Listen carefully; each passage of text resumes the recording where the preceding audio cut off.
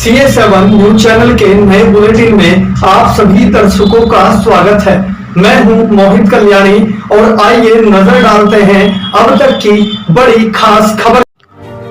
संजीव बालियान पर संगीत सोम का पलटवार, पत्थर पर सर पटक कर कुछ नहीं होता।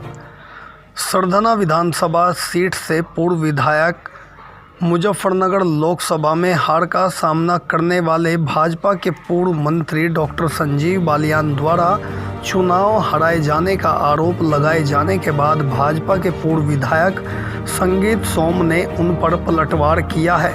उन्होंने डॉक्टर संजीव बालियान के तमाम आरोपों का खंडन करते हुए उन्हें शायरी की भाषा में ही जवाब दिया है। आज मेरठ कैंट स्थित अपने आवास पर सरधना क्षेत्र से पूर्व भाजपा विधायक संगीत सोम ने पत्रकार वार्ता को संबोधित किया।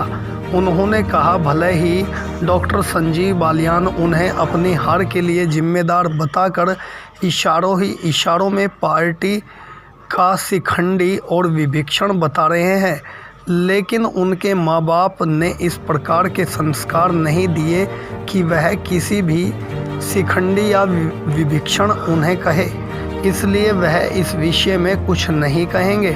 बालियान द्वारा शायरी में खुद को समंदर बताकर दोबारा वापस लौटने की बात पर संगीत सोम ने भी शायरी में ही तंज कसा।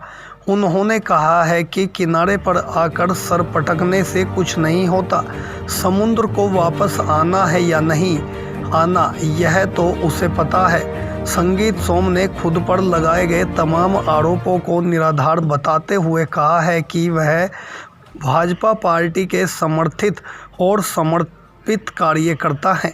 डॉक्टर संजीव बालियान अगर उन पर निशाना साध रहे हैं और चुनाव हराने का आरोप लगा रहे हैं तो वह खुद बालियान को जवाब दें। बुढ़ाना का सोरम गांव, जिसे संजीव बालियान का घर माना जाता है, वह वहां क्यों हारे? उन्होंने दावा किया है कि सरधना बूथ से संजीव बालियान को वोटों का कोई नुकसान नहीं हुआ। उन्होंने हार के लिए हिंदुओं द्वारा वोटिंग कम करने और हिंदू वोटों का बंटवारा होने सहित मुस्लिम क्षेत्रों में अधिक मतदान होने के कारण बताया। इसी के साथ कहा है कि पार्टी के वरिष्ठ नेता इस पर मंथन कर रहे हैं। आरएलडी के साथ गठबंधन में चुनाव लड़ने पर संगीत सोम ने कहा है कि इससे भाजपा का भी नुकसान हुआ है। ऐसी सीटें जहां भाजपा हमेशा जीतती आई है, उन सभी सीटों पर भाजपा प्रत्याशी हार गए। खुद का जनाधार कम होने पर संगीत ने जवाब दिया है कि उन्हें वर्ष 2017 से ज़्यादा 2022 में वोट मिली थी। हालांकि वह चुनाव हार गए, लेकिन इससे साफ जाहिर है कि उनका वोट प्रतिशत घटा नहीं बल्कि बढ़ा है। ब्यूरो रिपोर्ट, CA7 न्यूज, जनपद मुजफ्फरनगर। देखिए, पहले तो मैं आप सबके माध्यम से पूरे देश की जनता को बधाई देता हूं कि जिन्होंने भारतीय जनता पार्टी और एनडीए को इतना बम्पर वोट देके तीसरी बार देश के यशस्वी प्रधानमंत्री नरेंद्र भाई मोदी जी को बनाया। मैं आज आपको बुलाने का एक विषय था कि कल हमारे पूर्व सांसद जी ने एक प्रेस की है और उन्होंने प्रेस में एक आरोप लगाया है कि मुझे चुनाव संगीत सोम ने हरवाया है। मैं भारतीय जनता पार्टी का समर्पित कार्यकर्ता हूं। मैं भारतीय जनता पार्टी का वो कार्यकर्ता हूं कि जब उत्तर प्रदेश की सरकार ने आतंक मचाया हुआ था, समाजवादी पार्टी की सरकार ने, तब भी अपने उत्तर प्रदेश की जनता की बात हर फोरम पर उठाई। मेरे लोगों पर अखिलेश सरकार ने गोली चलवाई, मेरे लोगों ने गोली खाई, मेरे परिवार पे मुकदमे हुए, मुझ पर खुद आतंकवाद तक के मुकदमे अखिलेश सरकार ने लगाए। मुझे जेल में रखा गया, 700-800 किलोमीटर दूर मुझे जेल में ले जाया गया और उस जेल को खाली करा दिया गया जिससे मेरा मनोबल टूटे। मैं भारतीय जनता पार्टी का बिल्कुल समर्पित कार्यकर्ता हूं। चुनाव हराने और जिताने का विषय किसी के दिमाग में आता हो तो वो गलत है।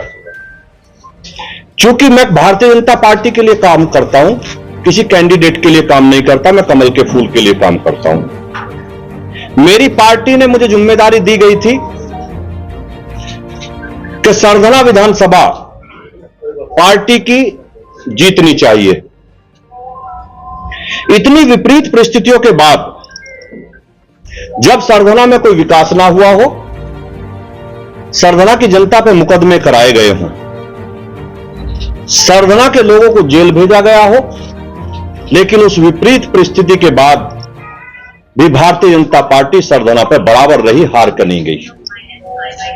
हारने का कारण माननीय मंत्री जी को खुद देखना चाहिए कि वो बुढ़ाना जैसी विधानसभा में क्यों हारे, वो चरथावल जैसी विधानसभा में क्यों हारे। हमारी वो विधानसभा है वे जिसमें वो कहते हैं कि मैंने विकास के नए आयाम रचे हैं। मुजफ्फरनगर विधानसभा हमारी ऐसी विधानसभा है भारतीय जनता पार्टी की, जिस विधानसभा को विपरीत परिस्थितियों में भी भारतीय जनता पार्टी 30 से 40 हजार वोटों के मार्जिन से जीतती है।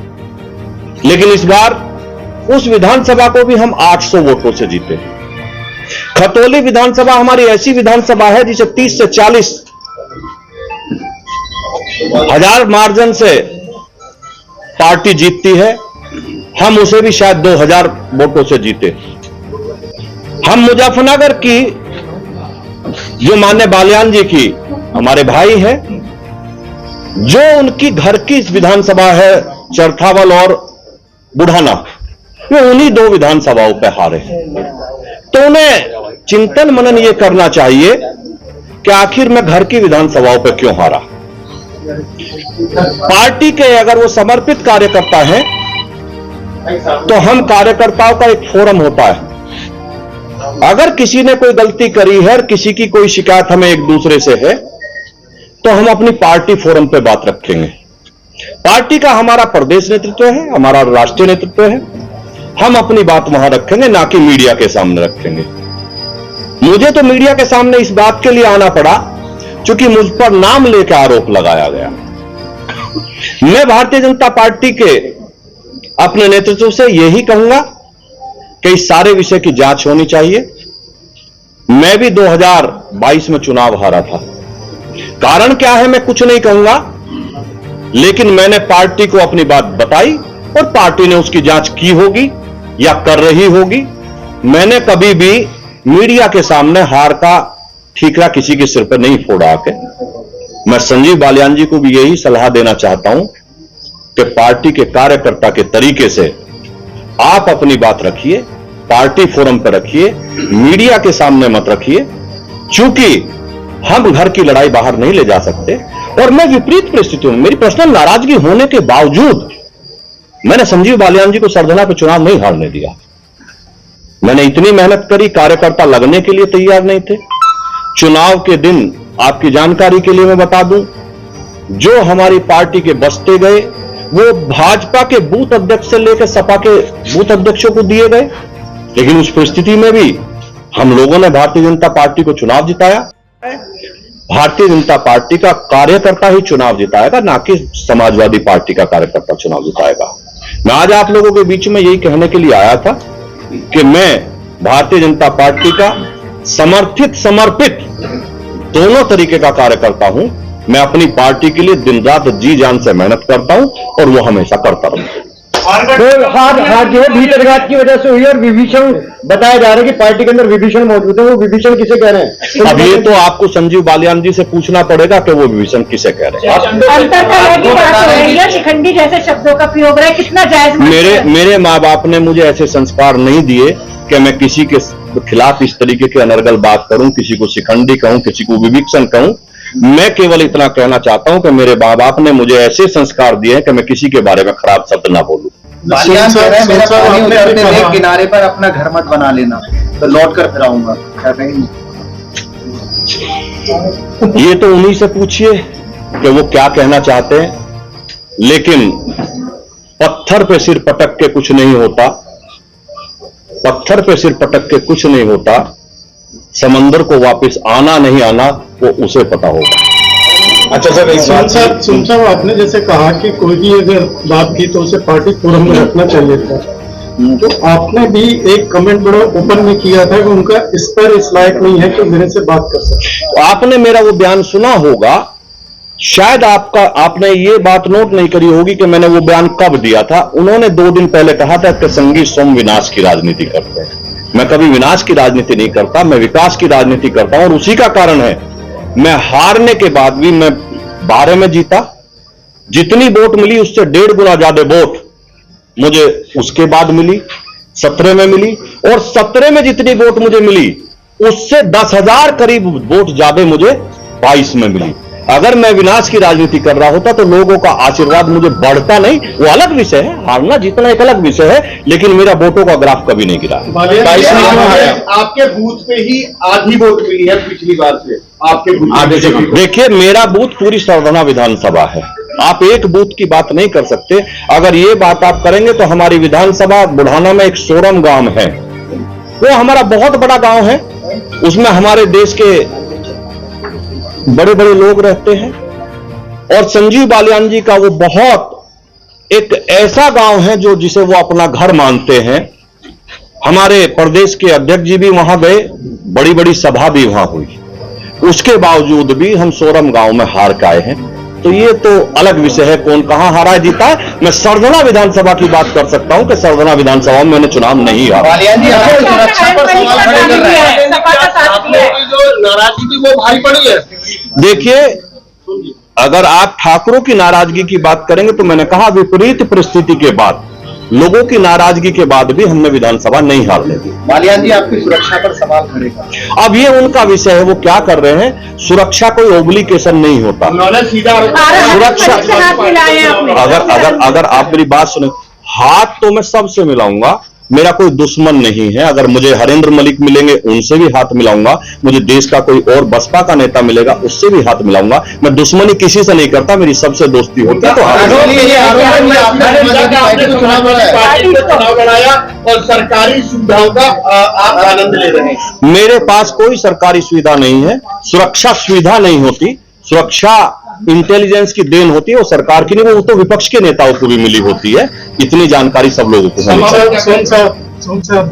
बालियान साहब ने एक स्टेटमेंट दिया है, उन्होंने कहा है कि उनकी हार में एक बड़ा मुद्दा था जो वोट्स में डिवीजन का होना।